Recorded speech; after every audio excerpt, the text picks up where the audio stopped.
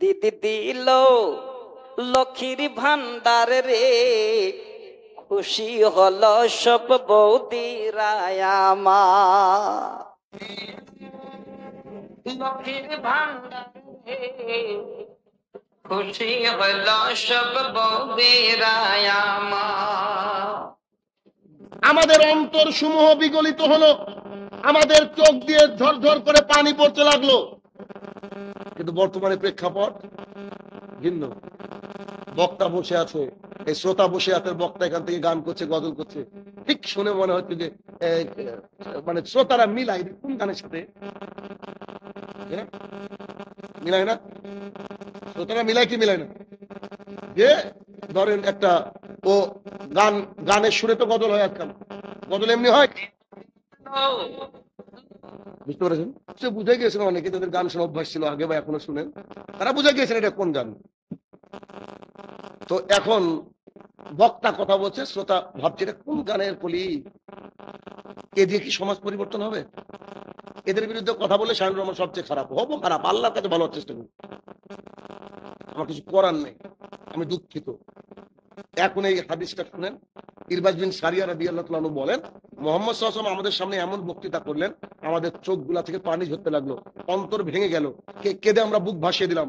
তখন আমাদের যেন মনে হচ্ছিল যে আজকে পরে মুহাম্মদ সাল্লাল্লাহু আলাইহি ওয়াসাল্লাম বক্তৃতা দিবেন, হয়তো আল্লাহর কাছে চলে যাবেন, হয়তো তিনি ইন্তেকাল করবেন, হয়তো তার থেকে আর বোধহয় আমরা আর কিছু পাবো না। কেন? তার কথার মধ্যে এত মানে মর্মস্পর্শী ভাষণ আমরা শুনলাম। একজন ব্যক্তি উঠে দাঁড়িয়ে বলছেন, আল্লাহ রাসূল সাল্লাল্লাহু আলাইহি ওয়াসাল্লাম, আমাদের মনে হচ্ছে আপনার এই বক্তৃতাটা যেন আমাদের কাছে শেষ, আপনার হয়তো আর কোনোদিন পাবো না, এমন যেন আমাদের ভেতরটা মনে হচ্ছে। তা আপনি এক কাজ করেন না, আমাদেরকে একটু নসিহত করেন, নসিহত করেন। যদি আপনি চলে যান, আমরা কার কাছ থেকে নসিহত নেবো? একটু নসিহত করেন না। দেখবেন ভালো মানুষ সব সময় বক্তা আলেমের কাছে গেলে একটা কথা বলে যে আমাকে নসিহত করেন। তো আমরা তো করি, বড় বড় আলেম দেখলে বলি যে শেখ একটা নসিহত করেন না, তখন বলে যে আল্লাহকে ভয় করো, তখন বলে যে সালাত ছাড়বা না, তখন বলে যে না খেয়ে মরে যাবা কিন্তু হারাম কি করবো না, এইভাবে নসিহত করে। তো সাহাবায়ে কেরামের মধ্যে একজন উঠে দাঁড়িয়ে বলছেন, আল্লাহ রাসূল সাল্লাল্লাহু আলাইহি ওয়াসাল্লাম, আমাকে একটু নসিহত করেন, আমাদেরকে একটু নসিহত করেন। তখন মুহাম্মদ সাল্লাল্লাহু আলাইহি ওয়াসাল্লাম তাকুল্লাহ, দেখেন আল্লাহকে ভয় করো, আল্লাহকে ভয় তো মেন, আল্লাহকে ভয় করো, তোমাদের আমিরের আনুগত্য করো। তোমাদের আমির যদি হাবশি গোলাম হয়, দেখতে খারাপ হয়, নিচু বংশের হয়, তবু তোমরা কি করো? তার আনুগত্য করো। শোনো, আমি মারা যাওয়ার অল্প দিনে দেখবা ইখতিলাফ শুরু হয়ে যাবে, নাভির উপরে নাকি নাভির নিচে, একবার আঙুল নাকি ক্রমাগত, পায়ে পা নাকি আদাত থাকা। আমি মারা যাওয়ার খুব তাড়াতাড়ি ফিতনা তোমাদেরকে গ্রাস করবে, এরকম নানান রকম সমস্যা আসবে। তখন তোমরা কি করবে? আমাকে এবং আমার খলিফায়ে রাশিদিনের সুন্নতকে আঁকড়ে ধরে থাকবে, মারির দাঁত দিয়ে। কেন? সামনের দাঁত দিয়ে ধরলে কিন্তু টানলে চলে যেতে পারে, আর মারির দাঁত দিয়ে চলবে না। তাই মুহাম্মদ সাল্লাল্লাহু আলাইহি ওয়াসাল্লাম বলছে, মারির দাঁত দিয়ে তুমি চাপ করে চেপে ধরে রাখো। শোনো, দিনের মধ্যে যা কিছু নতুন কিছু, তা হচ্ছে বিদআত, আর প্রত্যেক বিদআত হচ্ছে ভ্রষ্টতা, আর প্রত্যেকটা ভ্রষ্টতার কাজই হচ্ছে জাহান্নামে নিয়ে যাও। রাসূলুল্লাহ সাল্লাল্লাহু আলাইহি ওয়াসাল্লাম এই বাক্য বললেন সাহাবায়ে কেরামকে বলছেন, হয়ে গেল কত 1450 বছর প্লাস। তাহলে এখন মানে আমরা ফিতনার মধ্যে আছি, আমরা সবাই ফিতনার মধ্যে আছি। এখন পরিস্থিতি এরকম, আল্লাহ 1450 বছর আগে সাহাবায়ে কেরামকে বলতে খুব অল্প দিনে দেখতে পাবা, আর আমরা কতদিন পর আজকে অবস্থান করছি, কতদিন পর। অতএব আমাদেরকে সাবধান হতে হবে। এখানেও মুহাম্মদ সাল্লাল্লাহু আলাইহি ওয়াসাল্লাম কি বললেন? আল্লাহকে ভয় করো। মুআয ইবনে জাবাল রাদিয়াল্লাহু তাআলা আনহু বলেন, অনেকে মনে করে যে শাহিনুর রহমানের বক্তৃতা তো প্রতিদিনই শুনছি, সব জায়গায় বক্তৃতা শুনি, তো বক্তৃতা প্রায় একই রকম লাগে। শোনেন, সূরা ফাতিহা তো আল্লাহ রাসূল শুরু করেছেন পড়া কিয়ামত অবধি পড়তে হবে। যে বক্তা এমন হওয়া উচিত, বক্তৃতা কেমন হওয়া উচিত? কপি আর পেস্ট। কপি পেস্ট বুঝেন কি? আপনি আমি ভেতরে কোনো কথা ঢুকাতে পারবো না। আল্লাহ রাসূল যা বলেছেন সেটাকে হুবহু আপনার সামনে পেশ করতে হবে। আল্লাহ যা বলেছেন হুবহু আপনার সামনে পেশ করতে হবে। এখন এর মধ্যে রং চং যারা লাগায় তারা ভুল রাস্তার পথিক। উদাহরণ কিছু দিতে পারেন মানুষকে বোঝানোর জন্য, আল্লাহ রাসূল যেমন বলেছেন এরা দিতে পারেন, এরা ভিন্ন কথা, তবে কোনো রং চং লাগানো চলবে।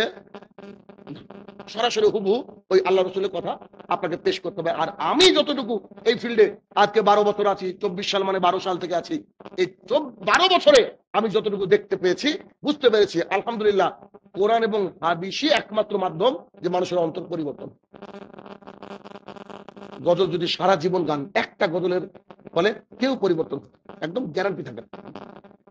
আমি বলছি না আপনি গজল গান না গান, বড় আলেমের কাছে ফতোয়া নেন, আমি ওটা বলছি না। আমি বলছি যে মানুষের হেদায়েতের মাধ্যমে কোরআন এবং সুন্নাহ। কেন মুহাম্মদ সাল্লাল্লাহু আলাইহি ওয়াসাল্লামকে মানুষ মারতে এসো তার কাছে কালেমা পড়েছে, কেন? তিনি চরিত্র দিয়ে দাওয়াত দিতেন। কেমন চরিত্র? আমি যদি দাড়ি ছাটি আর আপনাকে বলি ভাই দাড়ি কিন্তু পুরো ছেড়ে দিতে হবে, এই দাওয়াত কাজে লাগবে? কথা বুঝেননি?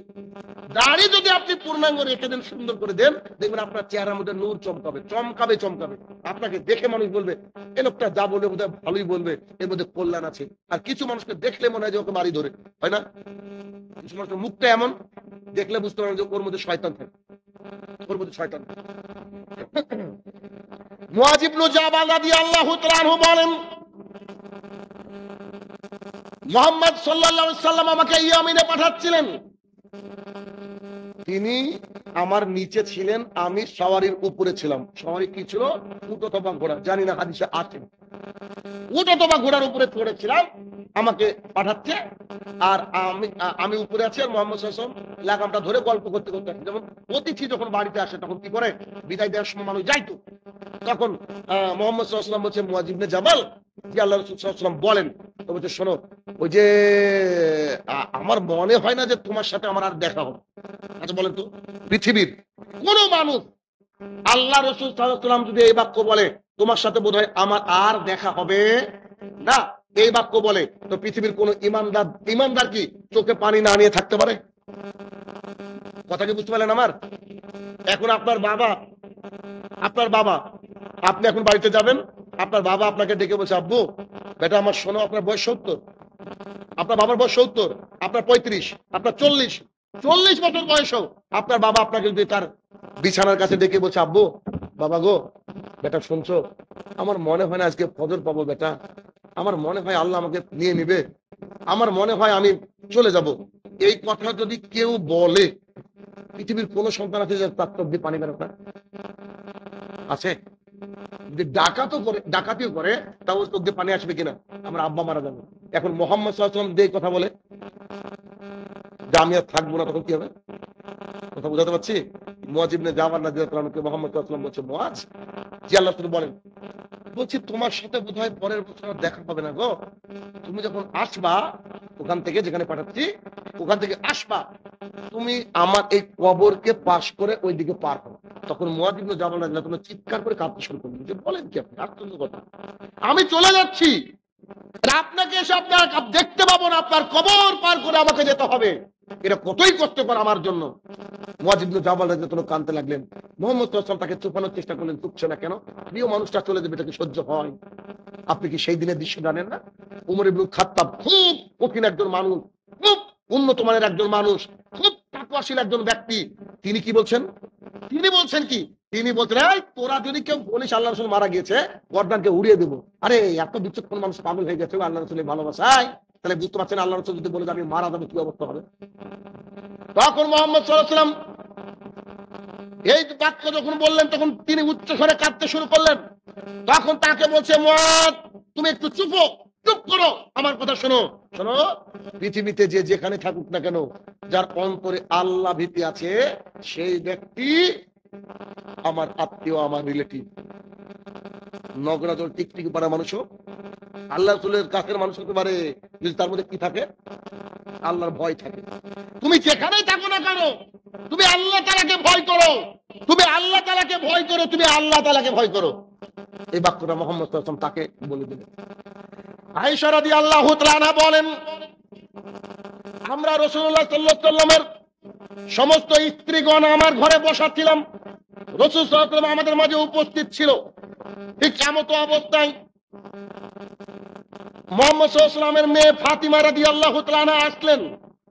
তিনার হাঁটা দেখে মনে হচ্ছিল যে আল্লাহ রাসূল হাঁটছেন। দেখবেন বাবা মেয়েকে ফলো করে, এটা সিস্টেম, ছেলে বাবাকে ফলো করে, মাকে ফলো করে, মানে যেমন করে হাঁটার চেষ্টা করে, এও করে। তো তিনার চাল চলন, তিনি হাঁটা চলা দেখে মনে হচ্ছে মোহাম্মদ সাল্লাল্লাহু আলাইহি ওয়াসাল্লাম হাঁটছেন। তিনি তাকে দেখে তাকে স্বাগত জানিয়ে বামে অথবা ডানে বসালেন। হাদিসে বাক্যটা এভাবে আছে, আমি বলতে পারবো না যে ডানে বসালেন। আমাদের আয়েশা রাদিয়াল্লাহু আনহা বর্ণনা করছেন যে তিনি মোহাম্মদ সাল্লাল্লাহু আলাইহি ওয়াসাল্লাম তাকে স্বাগত জানিয়ে নিজের বিটিকে কোথায় বসালেন? ডানে অথবা বামে। বসার পর তিনি তার মুখটাকে তার কাছে টেনে নিয়ে কানে কানে কি যে বললেন, তিনি খুব কান্নাকাটি করতে শুরু করলেন। এই বেগতিক দেখে মোহাম্মদ সাল্লাল্লাহু আলাইহি ওয়াসাল্লাম একটু পরে তাকে আবার কানে কানে কি বলেন, তিনি হাসতে শুরু করলেন। মোহাম্মদ সাল্লাল্লাহু আলাইহি ওয়াসাল্লাম উঠে চলে যাওয়ার পর আম্মা জান আয়েশা রাদিয়াল্লাহু আনহা বলছেন, তুমি বলো যে তোমার আব্বা তোমাকে কি বললো? তাই ভাবে কাঁদতে শুরু করলো, আবার হাসতে শুরু করলা। তখন তিনি বললেন, এটা আমানত, এটা বলা যাবে না। রাসূলুল্লাহ সাল্লাল্লাহু আলাইহি ওয়াসাল্লাম যখন ইন্তেকাল করলেন, তখন আম্মা জান আয়েশা রাদিয়াল্লাহু আনহা বলছে, শোনো, মুহাম্মদ সাল্লাল্লাহু আলাইহি ওয়াসাল্লাম দুনিয়া থেকে চলে গিয়েছে, আমি তোমার মা, সেই হিসাবে তোমার কাছে দাবি রাখি, তুমি আমাকে বলো যে কি বলেছিল মুহাম্মদ সাল্লাল্লাহু আলাইহি ওয়াসাল্লাম। তখন তিনি বলছে, জি, তিনি তো চলে গিয়েছেন, এখন আমি যদি বলি এটা আমানতের খেয়ানত হবে না। শোনো, আমি যখন ঘরে আসলাম, আমার আব্বা আমাকে ডান অথবা বামে বসানোর পর আমাকে বলছে, মা, প্রত্যেকবার জিবরাইল আলাইহিস সালাম আমার কাছে বছরে একবার কোরআন তেলাওয়াত করে শোনায়। জিবরাইল এসে আল্লাহ রাসূলকে একবার কি শোনান? কোরআন শোনান। এই বছর জিবরাইল আমার কাছে দুবার এসেছিল। আমার মনে হয়, মা, আমি আর বেশি দিন বাঁচবো না। কোন মেয়ে কি শুনতে পারে এই কথা? আমার মনে হয় আমি বেশি দিন বাঁচবো না। তখন আমার মেয়ে, আমি তখন কাঁদতে শুরু করলাম, আমার আব্বাকে কাঁদতে হারিয়ে ফেলবো। খুবই কান্না দেখে আমার আব্বা আবার আমার মাথাটাকে টেনে নিয়ে বললো, মা, তুমি এই কথা শুনে খুশি হবা যে তুমি হচ্ছে জান্নাতের নারীদের সর্দারিনী। তখন আমি হাসতে শুরু করলাম। তখন আর কিছু মাঝে একটা বাক্য বাদ গেল। তখন আমার আব্বা আমাকে বলেছে, অত্তাকুল্লাহ, আল্লাহকে ভয় করো। তুমি আল্লাহকে ভয় করো। আল্লাহ ভীতি যদি করো মানুষের অন্তরে জাগরিত হয়, তাহলে একটা মানুষ পৃথিবীর সমস্ত কাজ একেবারে বেছে বেছে বেছে বেছে করবে। যেটা হারাম সেটাকে বাদ দিবে, যেটা হালাল সেই রাস্তায় চলবে, সে রাস্তায় চলবে। আবু হুরায়রা রাদিয়াল্লাহু তাআলা আনহু বলেন, রাসূল সাল্লাল্লাহু আলাইহি ওয়াসাল্লামকে জিজ্ঞাসা করা হলো, আল্লাহর কাছে সবচেয়ে ভালো ব্যক্তিকে? তখন মুহাম্মদ সাল্লাল্লাহু আলাইহি ওয়াসাল্লাম বলছেন, যার তাকওয়া যত বেশি, যার আল্লাহ ভীতি যত বেশি, সেই ব্যক্তি আল্লাহ তাআলার কাছে অত প্রিয়। সুবহানাল্লাহ। আল্লাহ রাসূল বলেননি যে সাহাবীরা প্রিয়, আল্লাহ রাসূল বলেননি আমার বংশের মানুষ প্রিয়। আল্লাহ সাল্লাল্লাহু আলাইহি ওয়াসাল্লাম কি বলছেন? যার অন্তরে যত বেশি তাকওয়া, যার অন্তরে যত বেশি ভয়, সেই ব্যক্তি আল্লাহর কাছে তত প্রিয়।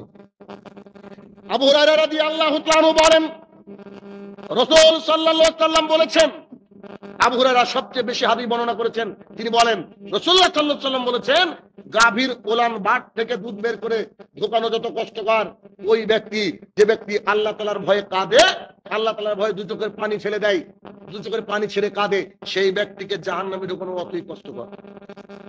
কি দিয়ে বুঝাবো? তাই তো আপনাদেরকে বলি, শীতকাল হচ্ছে মুমিনদের বসন্তকাল।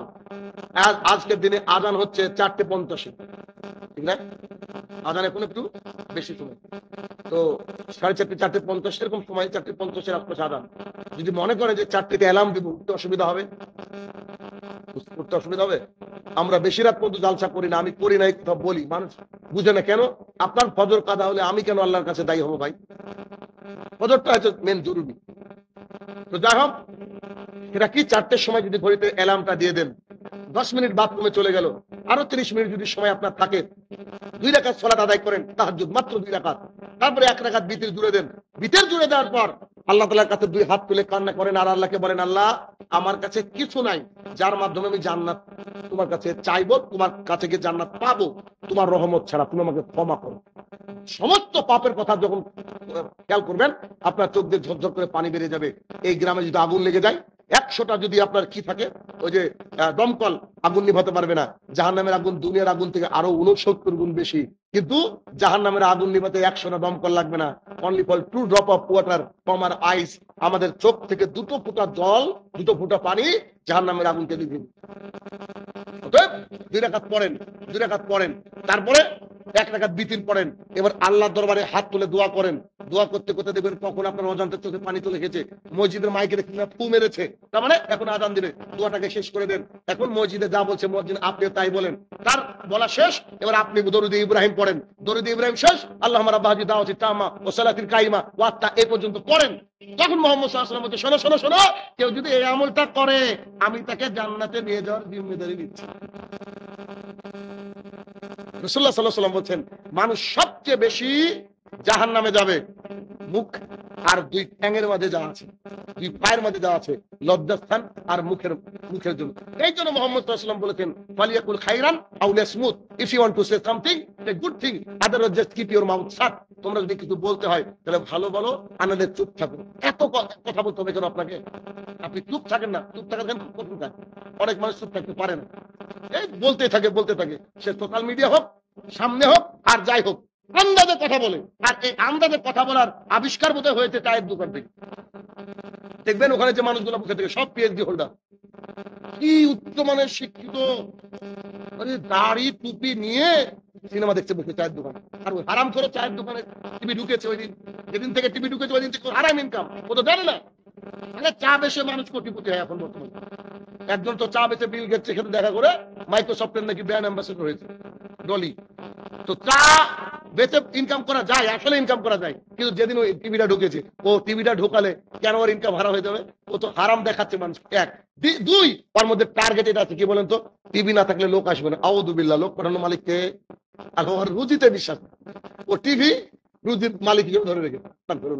অতএব শুনেন, আমাদের তাকওয়া থাকে কোথায়? আবু হুরায়রা থেকে একটা হাদিস আছে, রাসূল সাল্লাল্লাহু আলাইহি ওয়াসাল্লাম বলছে, তাকওয়া হচ্ছে এখানে, তাকওয়া হচ্ছে এখানে, তাকওয়া হচ্ছে এখানে। দাড়ি দেখা যায়, টাকওয়ার উপরে প্যান্ট দেখা যায়, সালাত সময় সময় দেখা যায়, সময় সময় দেখা যায় না, কিন্তু তাকওয়া কখনো দেখা যায় না। তাকওয়া দেখা যায় না, তাকওয়া থাকে এইখানে, তাকওয়া থাকে মানুষের অন্তরে।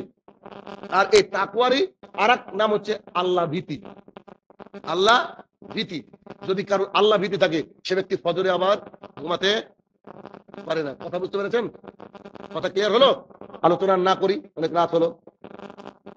আর আপনাদের যে লোকজনের অবস্থা, তার তো মনে হচ্ছে সবাই জান্নাতের সার্টিফিকেট পেয়েছে। আমি আর স্বামী ভাবছি এই গ্রামে জমি কিনবো, লোক নাই তো।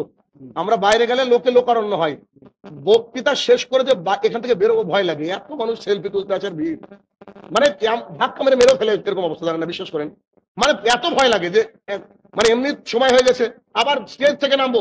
আরে গত কয়েকদিন আগে স্টেজে এত লোক উঠেছে, আমি বলছি আল্লাহ বাংলাদেশের মধ্যে স্টেজ থেকে ভাগলো কিনা, এত মানুষ আমাদের সাথে সাক্ষাৎ করতে আসে এরকম ই করে। আর আমাদের বাড়ি কাছে গো, তার জন্য না, সব জান্নাতি লোক তো, একটু দেখতে পেতাম এদেরকে, তাও একটু শান্ত হতো। জান্নাতের লোক, আল্লাহ বলছে না যে তোমরা কি জান্নাতের লোক দেখতে চাও? তো বলছে যে হ্যাঁ হ্যাঁ দেখান, ওই লোকটা, কোন লোকটা? এই লোকটা, এ যদি ইসলামের আহকাম বিধান মেনে চলে। আল্লাহ সুবহানাহু ওয়া তাআলা আমাদেরকে হক পথে চলার, হক কথা বলার তৌফিক আদা করুক। আল্লাহুম্মা আমিন।